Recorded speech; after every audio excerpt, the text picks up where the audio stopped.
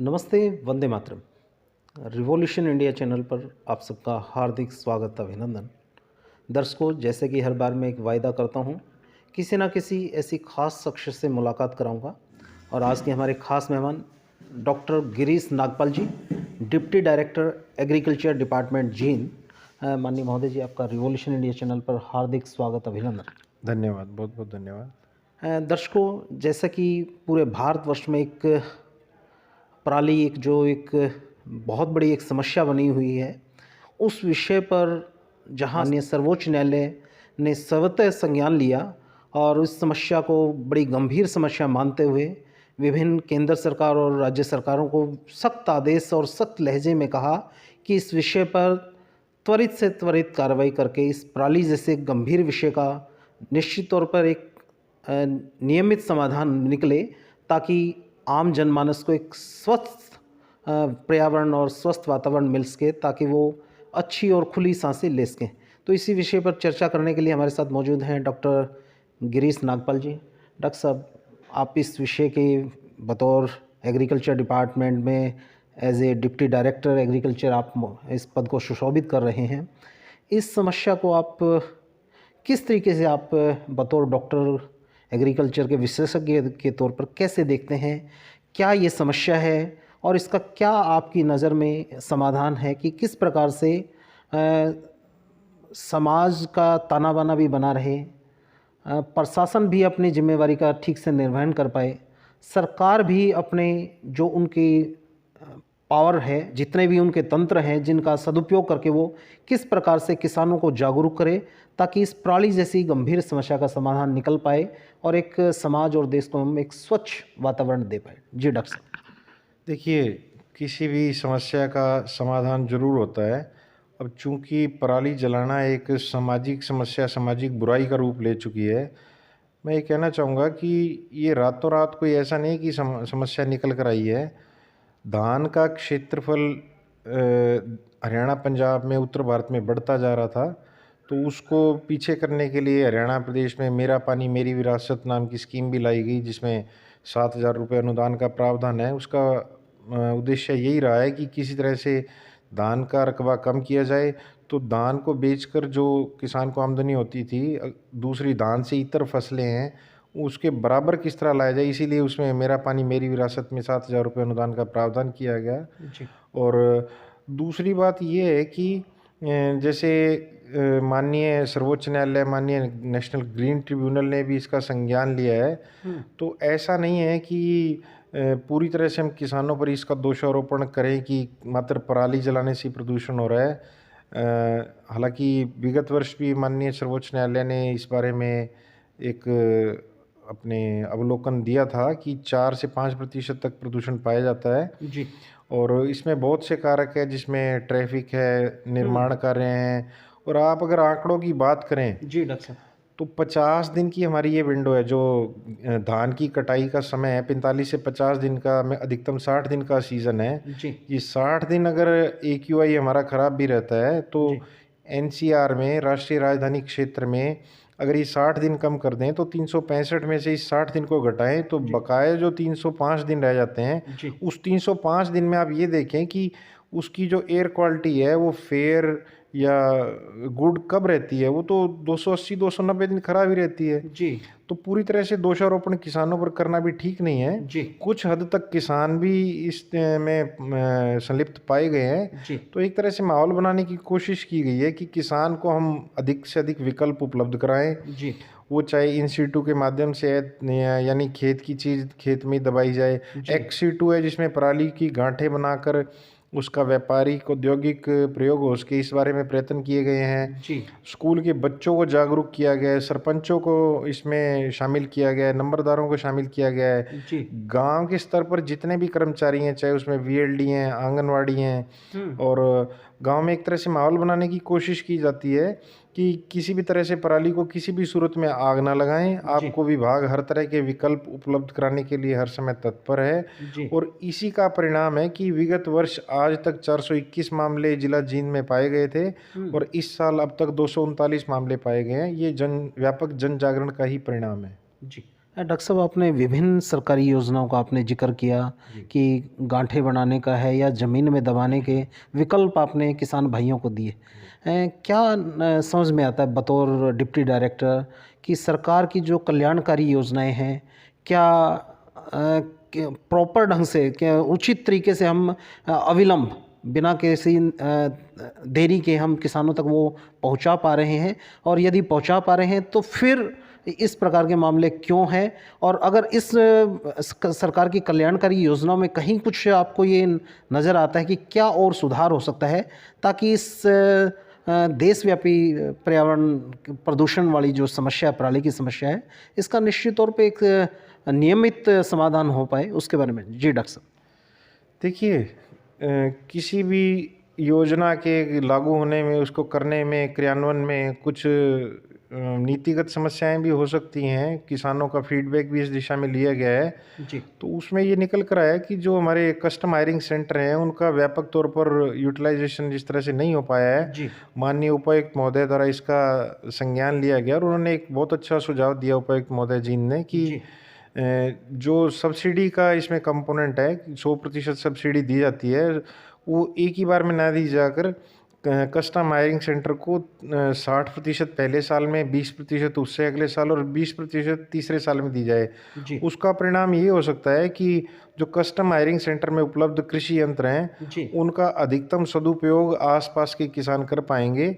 और ये बात भी हमें किसानों से ही फीडबैक से मिली थी, जो उपायुक्त महोदय ने सरकार में उच्च स्तर पर इसका सुझाव दिया है। सर, आप जो बात कर रहे हैं, आपने बोला कस्टम हायरिंग सेंटर का आपने जिक्र किया, इसके बारे में थोड़ा बताइए। कहाँ स्थापित होता है, किस प्रकार से किसान भाई इनके साथ जुड़ सकते हैं, और किस प्रकार से वो जो उनको कृषि का खेती करते हुए जो समस्याएं आती हैं और फिर जिसका खामियाजा उनको बतौर FIR झेलनी पड़ती है, तो उसके बारे में थोड़ा बताइए। किस प्रकार से वो कस्टम हायरिंग सेंटर से जुड़ पाएँ और उनका सदुपयोग कर पाएँ? देखिए, कस्टम हायरिंग सेंटर एक तरह से किसान समूह द्वारा विभाग से 80% अनुदान पर लिए जाने वाले यंत्र हैं। जी अगर आप व्यक्तिगत श्रेणी की बात करें, अगर किसी एक किसान ने कोई यंत्र अगर अप्लाई किया है, तो उसको 50% सब्सिडी दी जाती है।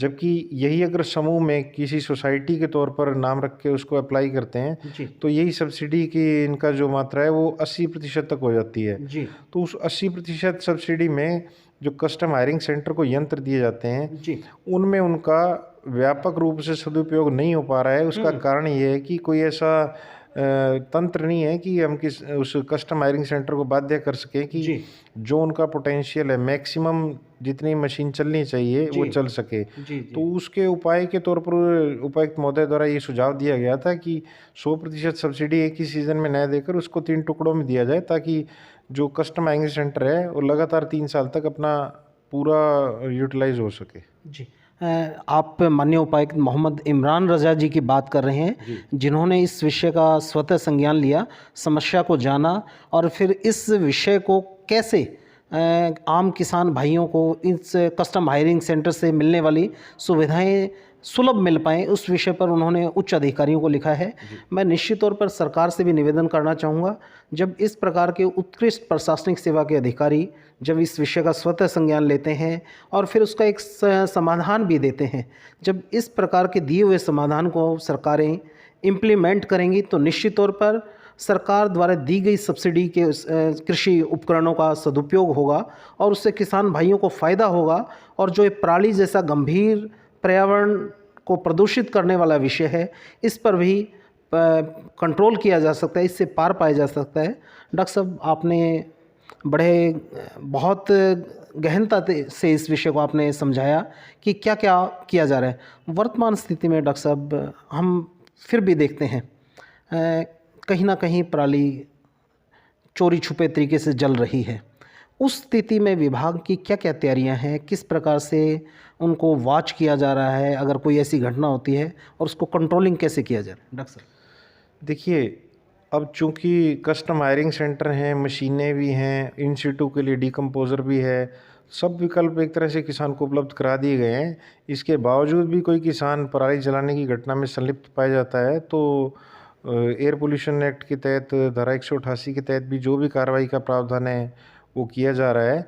और इस दिशा में जिला जींद में विगत दिनों एक एफआईआर भी दर्ज हुई थी, और अब तक 239 केसों में 6,92,000 का जुर्माना भी वसूल किया गया है। और कुछ ऐसे केस भी पाए गए थे जिसमें किसान ने बेल भी बना रही थी, गांठें बना ली थी, जी उसके बाद हरियाणा सरकार के पोर्टल पर भी अप्लाई कर दिया था, जी और उसके बावजूद भी उसने बचे हुए अवशेषों में आग लगा दी थी। तो उनको भी डीबार किया जाएगा जी कि एक तरफ से वो किसान से अनुदान के लिए प्रार्थना दे रहे हैं और दूसरी तरफ पराली को आग लगा रहे हैं। जी तो ये दोनों चीज़ें एक साथ नहीं चल सकती हैं।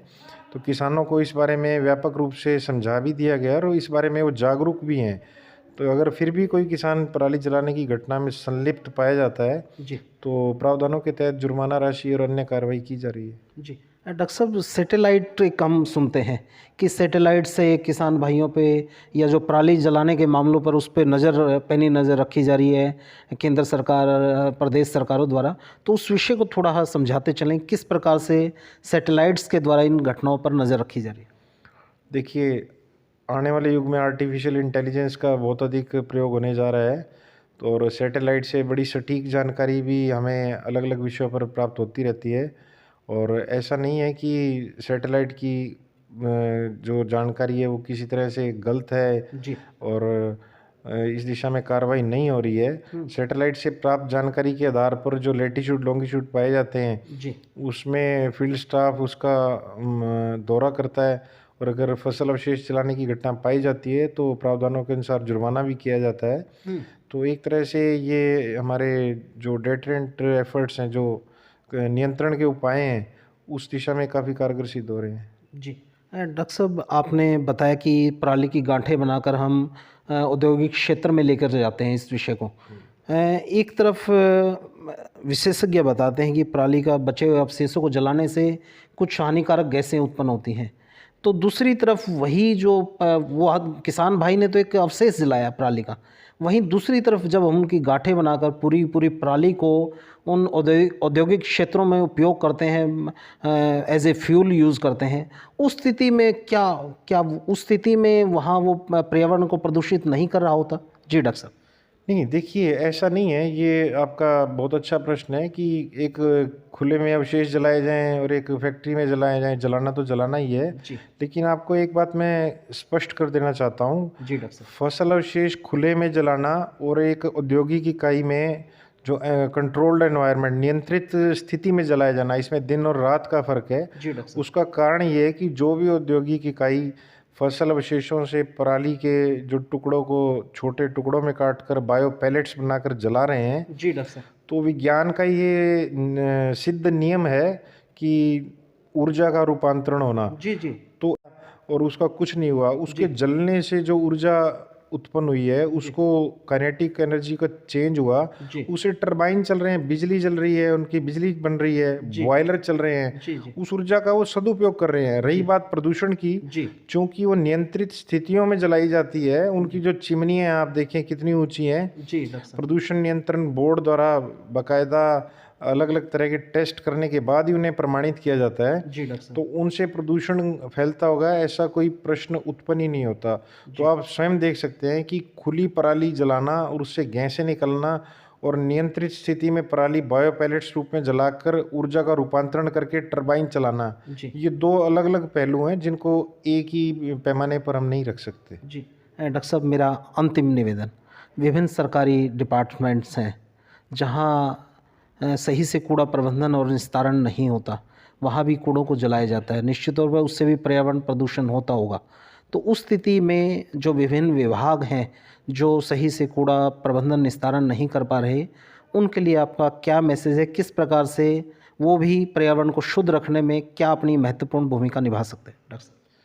देखिए, विभागों द्वारा ऐसा जलाया जा रहा है, ऐसा कोई विशेष मामला नहीं है। जिला प्रशासन द्वारा, प्रदूषण नियंत्रण बोर्ड द्वारा समय समय पर इस बारे में आगाह भी किया जाता है।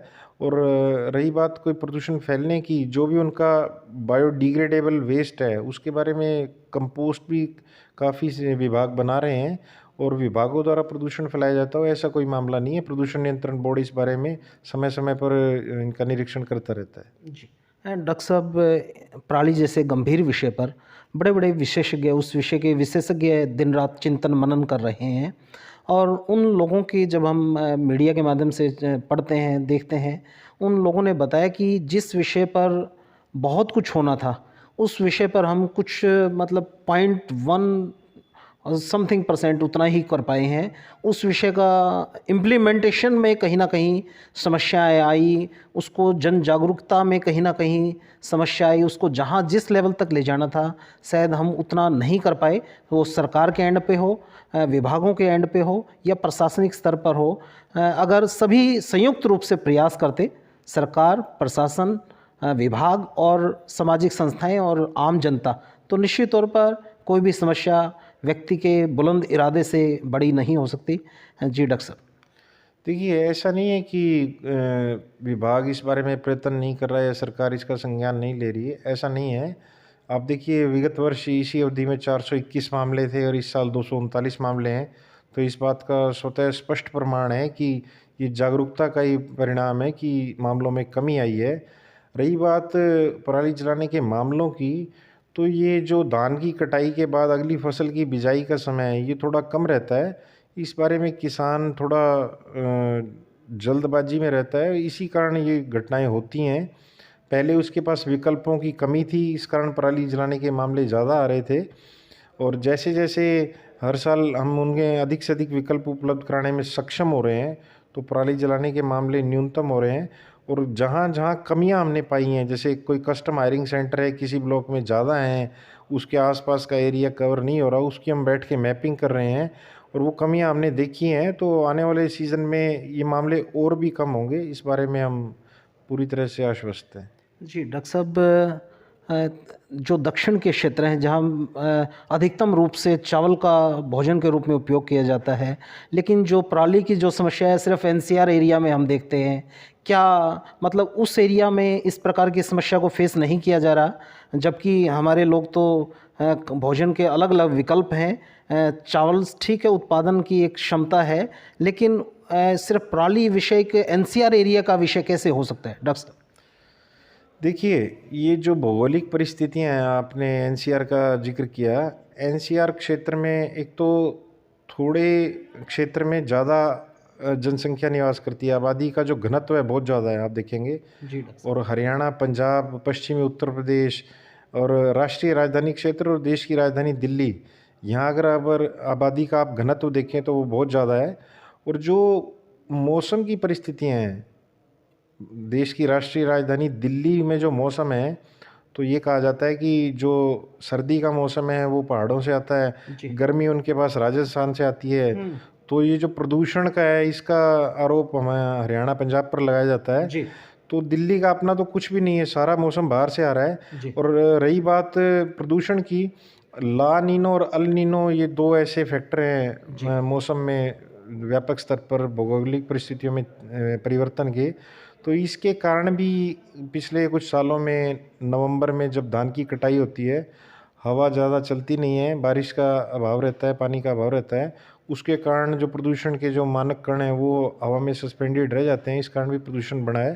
जी। और दक्षिण भारत के क्षेत्रफल ज़्यादा है, आबादी का घनत्व इतना ही नहीं है, जी। पराली जलाने की घटनाएं नहीं होती हैं। जी। तमिलनाडु का एक क्षेत्र ऐसा भी है जहाँ हम किसानों को लेकर गए थे, तो जी। एक खेत में धान की कटाई हो रही है, उससे अगले खेत में बिजाई हो रही है और उससे अगले खेत में अभी 1 महीना बाकी है। जी। तो सारा साल ही वहाँ धान चल रहा है। जी। तो हमारे यहाँ सीजन वाइज चलता है काम, मौसम के अनुसार चलता है। और मौसम के कारण भी प्रदूषण बढ़ता है, ये भी एक कारक रहा है उत्तर भारत में। जी। जी। डॉक्टर साहब, आपने अपना कीमती समय दिया, उसके लिए आपका हृदय से आभार। और मैं दर्शकों को इसी सोच और इसी विचार के साथ छोड़े चलता हूँ।